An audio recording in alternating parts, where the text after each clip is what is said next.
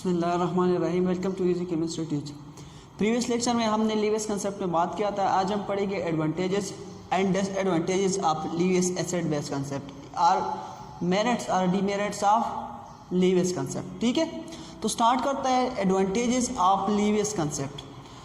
Advantages को start करने से पहले मैं आप लोगों को लीवियस कंसेप्ट थोड़ा रिवाइज करना चाहता हूँ कि लीवियस कंसेप्ट में लीवियस एसिड और बेस के बारे में क्या कहता था। ठीक है, according to Lewis acid are those substance which can accept a lone pair of electron. Acid ऐसा सब्सटेंस होगा जो इलेक्ट्रॉन पेयर को क्या कर सकते हैं, एक्सेप्ट कर सकते हैं। And according to Lewis concept base are those substance which can donate a lone pair of electron. Lewis concept के मुताबिक बेस ऐसा सब्सटेंस था जो क्या कर सकता है, लोन पेयर ऑफ इलेक्ट्रॉन दे सकता है, और जो इलेक्ट्रॉन पेयर को एक्सेप्ट कर सकता है वो क्या होता है, एसिड होता है। ठीक है, तो स्टार्ट करते हैं एडवांटेजेस से कि एडवांटेजेस क्या आते हैं लीवियस कंसेप्ट के।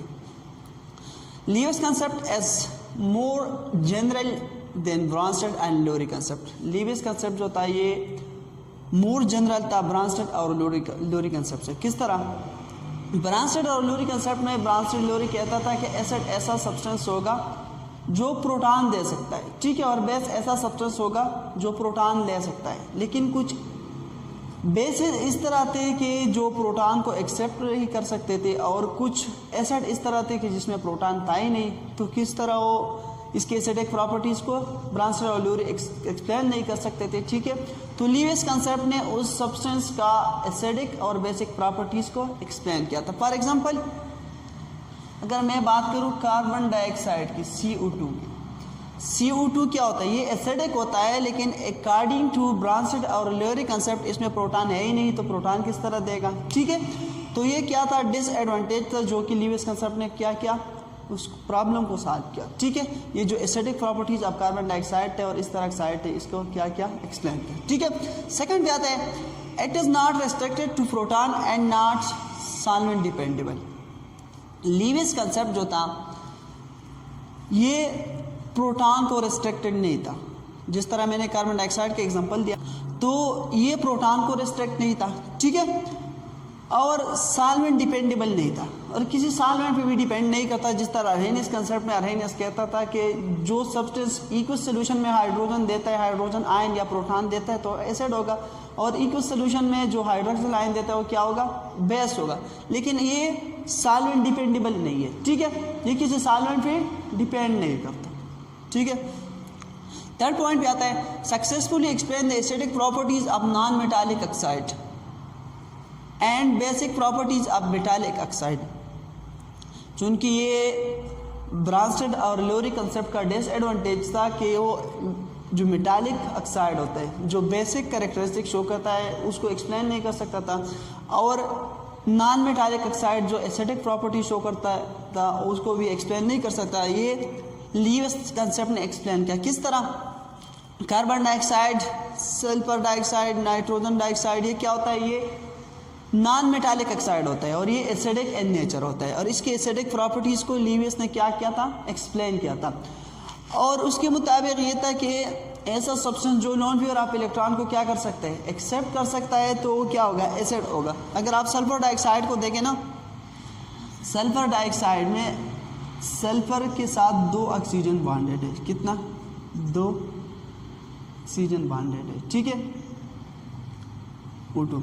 अब अगर आप देखें ना, तो सल्फर के इलेक्ट्रॉनिक कन्फिगरेशन को देखें, सल्फर का एटॉमिक नंबर 16 है, तो 1s2 2s2 2p6 3s2 और 3p4 क्या होता है, 3p4।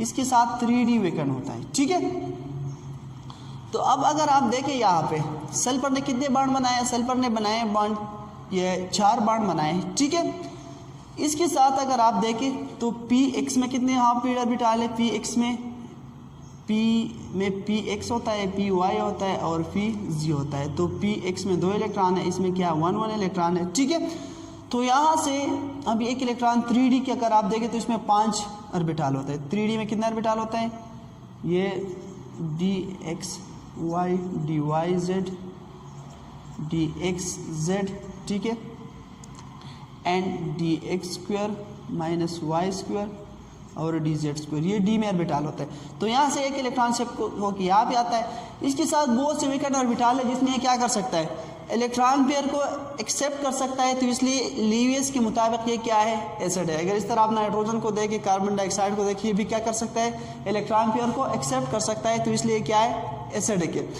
अगर and basic properties of metallic oxide, जो मेटालिक ऑक्साइड है इसकी बेसिक प्रॉपर्टीज को भी एक्सप्लेन किया था, ठीक है, क्योंकि ये क्या कर सकता है, लोन पेयर ऑफ इलेक्ट्रॉन दे सकता है, जिस तरह ऑक्सीजन में लोन पेयर ऑफ इलेक्ट्रॉन है, ठीक है, तो ये इलेक्ट्रॉन पेयर को क्या कर सकता है, दे सकता है, तो ये क्या है, बेसिक है, ठीक है।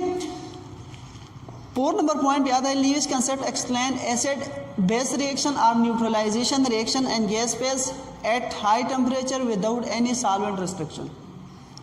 उसके बाद लीविस कंसेप्ट ने एसिड बेस और न्यूट्रलाइजेशन रिएक्शन को सक्सेसफुली एक्सप्लेन किया था, ठीक है, और ये गैस फेज में भी जिस तरह वो अरहीनियस नहीं कर सकता था कि गैस फेज रिएक्शन को एक्सप्लेन नहीं करता था, एट हाई टेम्परेचर जो ब्रांसन लूरी एक्सप्लेन नहीं कर सकता था, ठीक है, विदाउट एनी सॉल्वेंट रिस्ट्रिक्शन।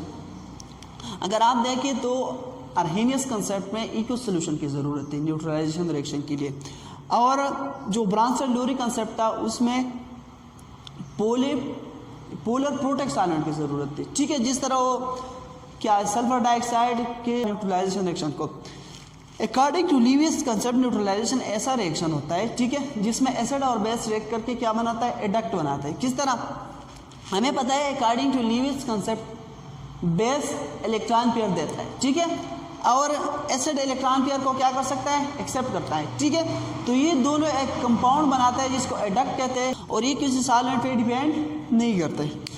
तो ये था एडवांटेजेस ऑफ लीविस कंसेप्ट। उसके बाद आता है डिसएडवांटेजेस ऑफ लीविस कंसेप्ट में कि लीविस कंसेप्ट के डिसएडवांटेजेस क्या थे, ठीक है।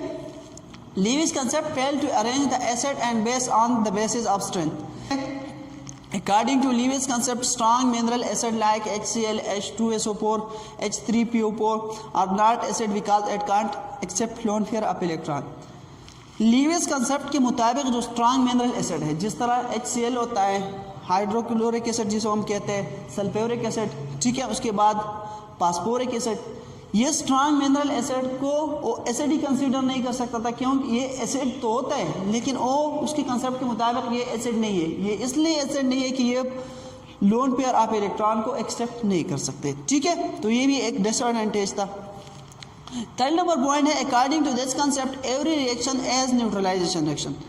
इस कंसेप्ट के मुताबिक सारे जो रिएक्शन थे ये क्या थे, न्यूट्रलाइजेशन रिएक्शन थे। तो आई होप ये आपको समझ में आ गया होगा कि लीविस कंसेप्ट के एडवांटेजेस क्या थे और इसके डिसएडवांटेजेस क्या थे, ठीक है। तो मिलते हैं नेक्स्ट वीडियो में, अल्लाह हाफिज़।